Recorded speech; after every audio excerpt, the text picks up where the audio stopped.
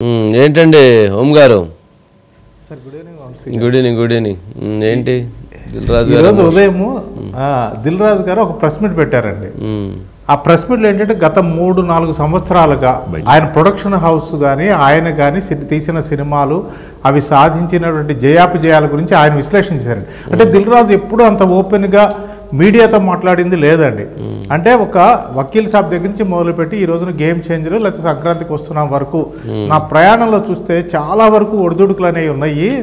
ఈ టోటల్ వ్యవహారంలో నాకు ఇన్స్పిరేషన్ ఎవరు కలిగించారు అంటే పవన్ కళ్యాణ్ గారు అని అంటూ ఆయన పవన్ కళ్యాణ్ గారు మొన్న స్టేజీ మీద అంటే ఒక జనసేన పార్టీకి ఇంధనంగా వకీల్ సాబ్ సినిమాకి దిల్ రాజు నాతో తీయటం అనేది ఉపయోగపడింది.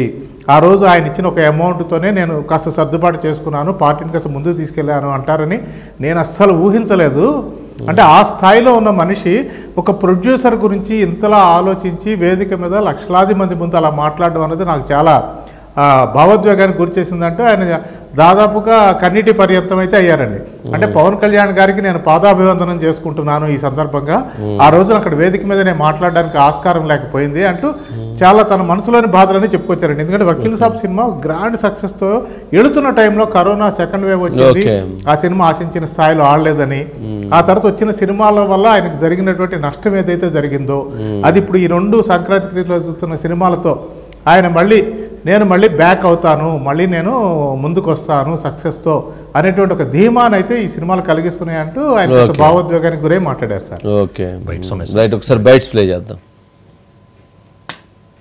అలాగే దిల్ రాజు గారు, మేము వకీల్ సాబ్ నా నిర్మాత కూడా అయినా ఎలాంటి నిర్మాత అంటే నేను బాగా కష్టాల్లో ఉన్నప్పుడు డబ్బులు లేవు, నా దగ్గర పేరుంది కానీ డబ్బులు లేవు, మార్కెట్ ఉందో లేదో తెలియదు, అలాంటి పరిస్థితుల్లో వచ్చి వకీల్ సాబ్ అనే సినిమా నాతో తీసి ఈరోజు జనసేన పార్టీ నడపడానికి ఇంధనంగా పనిచేస్తుంది వకీల్ సాబ్ సినిమా, దాని నిర్మాత దిల్ రాజు గారు. సో మనస్ఫూర్తిగా వారికి నా ధన్యవాదాలు. ఆ రోజు ఆ సినిమా చేయడం వల్ల అది జనసేన పార్టీకి ఇంధనమైందని నాకు తెలియదు. అందుకే మీరు ఆ విజువల్ చూస్తే నాకు ఆ టీయర్స్ వచ్చేసాయి, ఏంటి నిజమా ఇదని. కళ్యాణ్ గారు అది గుర్తుపెట్టుకొని అలా చెప్పడం అనేది ఆయన కాళ్ళకు దండం పెట్టాలంటే ఒక డిప్యూటీ సీఎం నా పార్టీకి ఇలా ఇంధనం అయింది అని అంటే ఇట్స్ ఎ గ్రేట్ థ్యాంక్ఫుల్. మామూలుగా అయితే ఎవరు చెప్పరు, ఎందుకు చెప్పారు, బట్ ఆయన అంత పబ్లిక్గా చెప్పాడంటే ఆ సినిమా నా పైన ఉన్నది ఆ రోజు జరిగిన మూమెంట్కి ఆయనకు పాదాభివందనం. చాలా భావోద్వేగం, చాలా ఎమోషనల్. ఆయన ఈయన కూడా ఓపెన్గా అలా చెప్పడం దిల్ రాజు గారు కూడా చాలా విషయం.